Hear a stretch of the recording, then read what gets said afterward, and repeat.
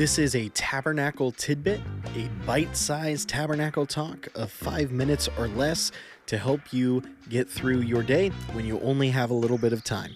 We hope this helps you to know Christ, grow in His Word, and show His love to others. Let's get started. Welcome back to Tabernacle Tidbits, and today we are in 2 Timothy chapter 4 and verse number 19. Paul is writing his very last letter that he will write before he is killed for his faith. Right now he is imprisoned in the capital city of Rome, and he's writing to his son in the faith, Timothy. And in verse number 19, Paul says this: "Greet Prisca and Aquila and the household of Onesiphorus." Greet Prisca and Aquila and the household of Onesiphorus. Here, these individuals, you might not remember Prisca and Aquila.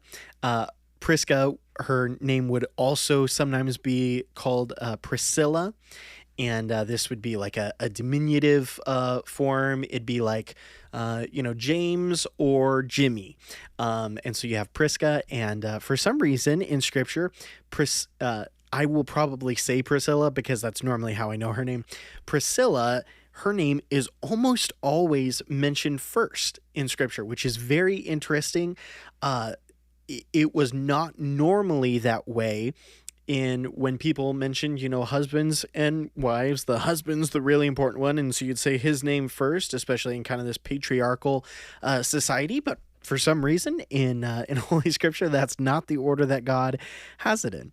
And Priscilla and Aquila, they were tent makers, and we first were introduced to them in Acts chapter 18, where Paul, he had gone to Corinth. He'd been going through a lot. He had undergone heavy persecution from the Jews. He had, from the Jews as he was going on his missionary journeys.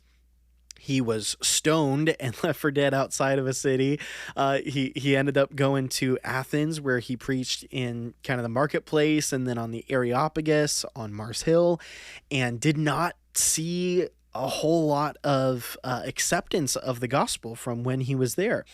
And so he went to Corinth and was a little bit discouraged, and he actually began taking up his tent making again. That was one of the skills that Paul had had, and he became friends with Priscilla and Aquila, who were Jews themselves. They were originally from Rome, but when there was a decree that from the Emperor Claudius that all the Jews had to leave Rome, they had gone, and so they ended up in Corinth at the same time that Paul was in Corinth. And so he stayed in their house, and they worked together.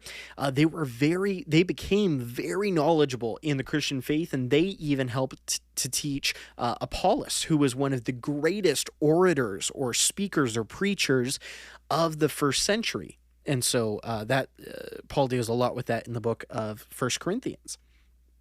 And Priscilla and Aquila actually then joined Paul when he was heading back to Ephesus, where Timothy would receive this letter. And so he says, "Greet Priscilla and Aquila." These were dearly loved friends of his. And you can read about them in Romans. You can read about them here in 2 Timothy. You can read about them in Acts. These were just a couple that meant so much to Paul. And can I encourage you, you can be a special encouragement to the people of God, whether that's, a pastor, an evangelist, a retired pastor, a Sunday school teacher, a deacon. It can be a fellow member in your church. It can be a homebound person who's no longer able to come physically to church, but you can be an encouragement and a help to others, just like Priscilla and Aquila were. And so let's have that heart that I want to be someone that every time Paul thought about Priscilla and Aquila, he went, man, they were there for me during some hard times. They worked in the gospel with me, and they loved the Lord, and they're still serving there in that church at Ephesus where Timothy is now. So he says, Timothy, say hi to this couple for me.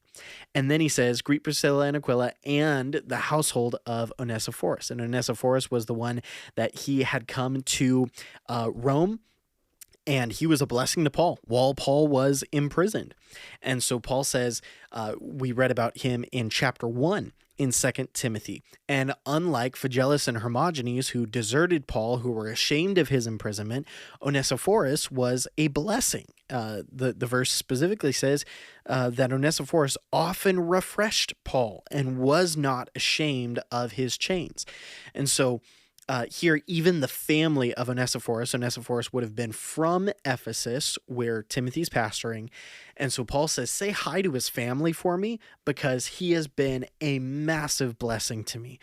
Would people want to tell your family members, oh yeah, I know them, they are a great encouragement to me? Would you say hi? Because, here, as Paul's saying, like, even say hi to his family, his whole household, because of what a blessing he is. Let's try to be that kind of blessing to others even today. Just for one person, just for one Paul, you can make a difference today. Will you be an encouragement?